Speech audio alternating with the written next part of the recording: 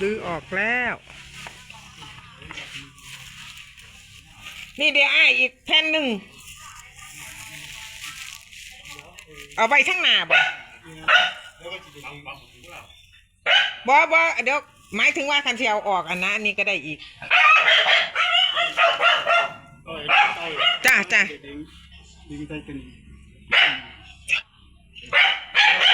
คันไอ้บดใส่ขานั่นก็หาอย่างมาตีทึ่งนั่นอีอย่างนั้นน่ะแตนขึ้นต่อน่ะแกนทิ้นโอ้เอาออกมาล่ะ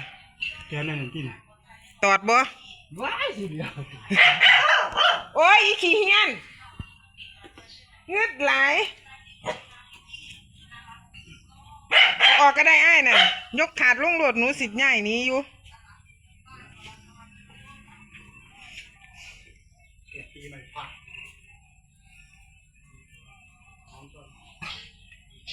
นี่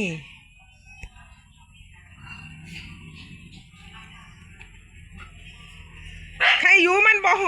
ห่อนทั้งหน้าบ้าน